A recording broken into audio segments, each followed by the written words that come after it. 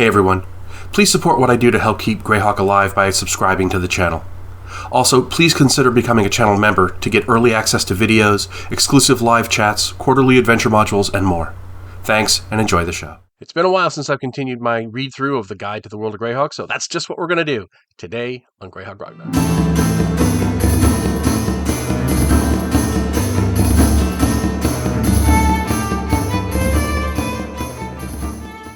So we left off with the Earldom of Sterich, and I'm reading from my well-worn and coverless copy of the Guide to the World of Greyhawk. Sterich is one of the several countries that are off the map over here. Over here. They're on the western edge of Kaoland, right up against the Crystal Mist Mountains and the Hell Furnaces, and there's a whole string of countries in there, and the Jotuns is another one. That's where Sterich is one of those.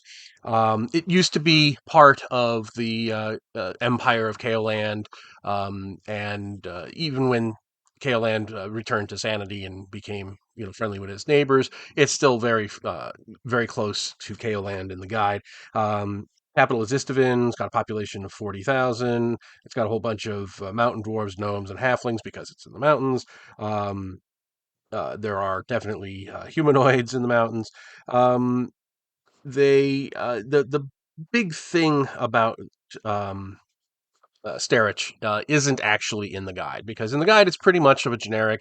Here's a place where it's semi-autonomous, neighbor of Kaoland, lots of things coming out of the mountains. Okay, that's like standard fare. But it becomes very, very important later on in some of the adventures, when you get stuff like the not the original Giants module, which might mention it briefly, but it actually plays a central role in the follow-ups, the Against the Giants, the Liberation of Joff, and uh, the Queen of Spiders, the Q1 through 7 compilation that was also part of this mega thing, including the Temple of Elemental Evil and the Slave Lords thing. They tried to make a whole big thing. It features very prominently there. Because later on in the timeline, this is obviously 576.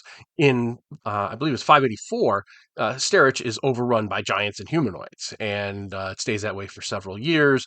And then several years later, they do drive them out, and by 591, it's pretty much back the way it was, except obviously there's been a lot of material damage and so forth, and the nobles who've returned have kind of taken to infighting amongst themselves, and there's still the looming threat of the giants in the mountains that aren't fully defeated yet. So there's a lot of interaction there. So basically, Sterich, while it's a neat jumping off point for the giants modules in 576, it becomes much more central to that whole plot line later on, where things actually take place in Sterich. And in fact, in Liberation, I think it's in Liberation of Joff. It's in the Queen of the Spiders. They have quite a bit of detail on Sterich in there. So that would be if you're looking to do something in there, they have encounter tables and towns and stuff like that. So there's a lot more detail in Queen of the Spiders. Next up, we have the Hold of Stonefist, and that is right up there, on the old map. The Hold of Stonefist, which is later on renamed to Stonehold after it conquers a bunch of stuff. It's quite a unique society in the World of Greyhawk. It's made up of kind of refugees and renegades from the surrounding territories. There's lots of barbarians up there, lots of nomads, and so forth.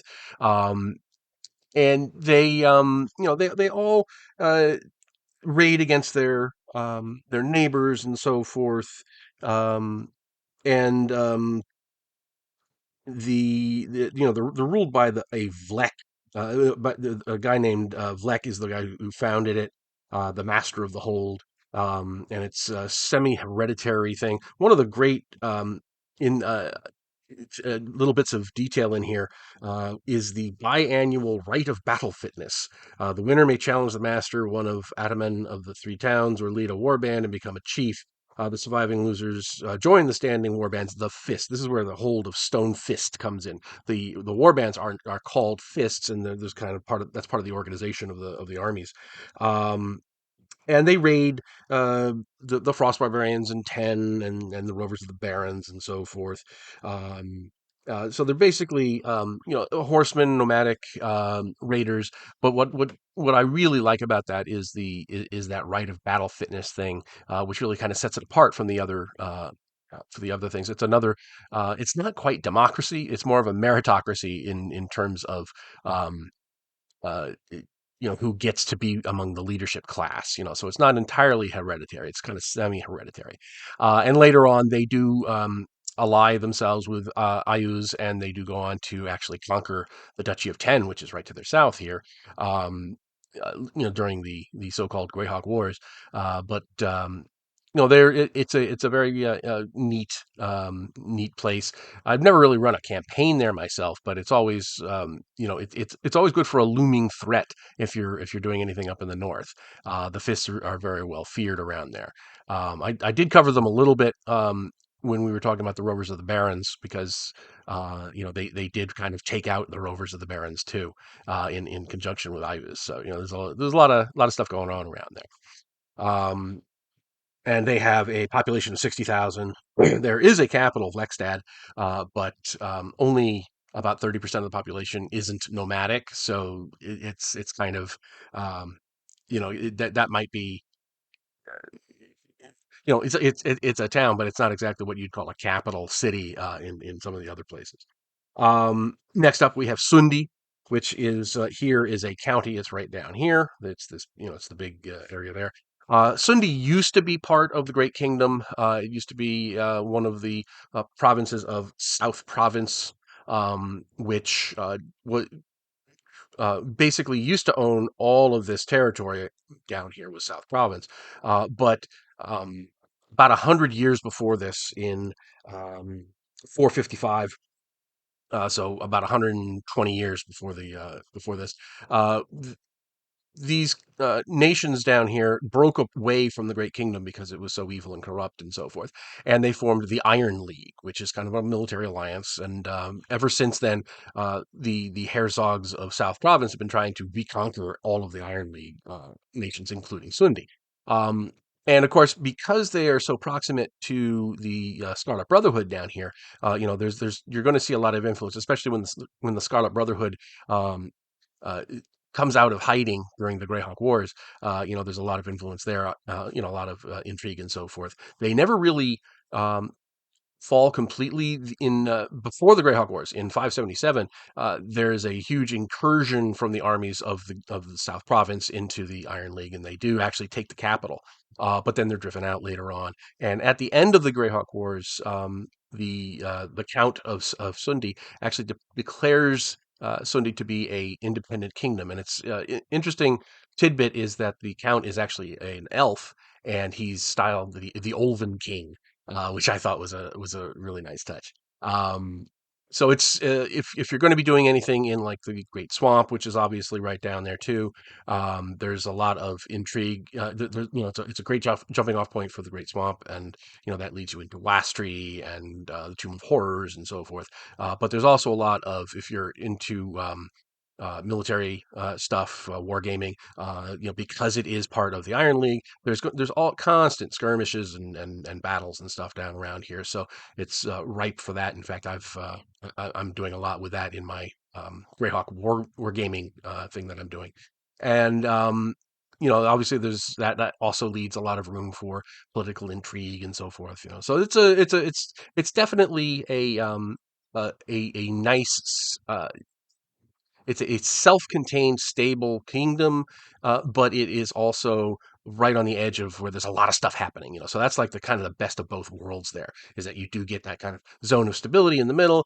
but then if you just go out to just a little bit, you're going to get all kinds of adventure stuff. So it is good there. And I'm going to wrap it up with the Duchy of Ten, which is up here. And as I mentioned, in the Greyhawk Wars, Duchy of Ten gets conquered by Stonehold and Ayuz. But as we see it here in 576, It's got a population of 200,000. The capital is Navond Nevnend, which is just it's got to be some sort of anagram that I've not been able to crack. I'm sure somebody, one of my commenters, will let me know what that is supposed to be an anagram of. It's got to be something. Um, it has some demi-humans. There's a lot of humanoids in the mountains as usual. Um, but the thing about Tenh is that not only is it on the border of the Bandit Kingdom, so there's a lot um, of skirmishes and raiding and so forth, especially if you go to the town of Redspan, um, and so forth. So there's a lot of the Ten Heights are always going across the border and punishing, doing these retributive strikes against the Bandit Kingdoms, and then they do the same, and so forth and so on. In fact, the army of Ten is called the Tenha Host, which I loved that. The name itself actually comes from Dave Arneson in his Blackmore campaign. There was a Duchy of Ten without the H. It was just the Duchy of Ten. And Gygax in one of his Q&As just said it sounded like a cool name, so I used it. Back in those days, you did that kind of thing. Nobody cared. It was great.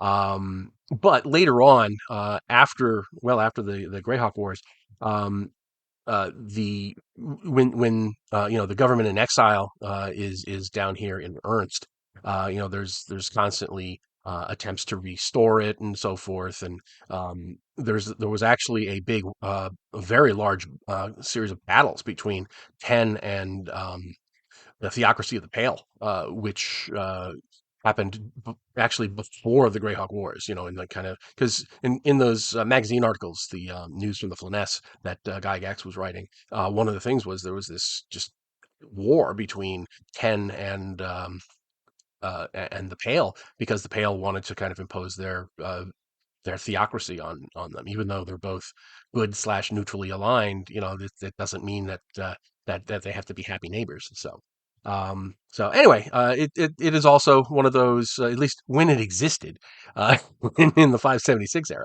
It's one of those places that has a lot of potential for jumping off points. You can go north into the barbarians, you can go east into the mountains, you can go west into the bandit kingdoms, but you still have this little pocket of stability, at least until it gets conquered, in which case after which it is just it's under the thumb of the of Stonehold and the barbarians and so forth, and Ayuz's agents are all in there. So that gives its own thing, and then later on you have the Duke attempting to recover his throne and so forth from Ernst. So you've got a lot of stuff going on around there. Interestingly enough, it is also one of the in the original printing of B1 in Search of the Unknown, that was the first module I ever ran. It was the one with Zeligar and Rogan have gone to the north to fight barbarians. One of the places that it is situated is in Ten, in one of those mountain passes to the north. So that's also a neat little thing. So anyway, I'm going to call it there. Hope you're enjoying this series. I know there's a vocal minority who do, but it is. I do like going through this because it does remind me about stuff that I might have forgotten. Refresh my memory on certain things. So anyway, hope you like this. Let me know what you think in the comments, and I will talk to you later. Thanks for watching today's video. Please remember to hit the like button and subscribe to the channel. Below you'll find links to my Patreon, which helps make these videos possible. You'll also find the web store where you can buy my books, and my blog where you'll find all sorts of free downloads and other articles. Thanks, and have a great day.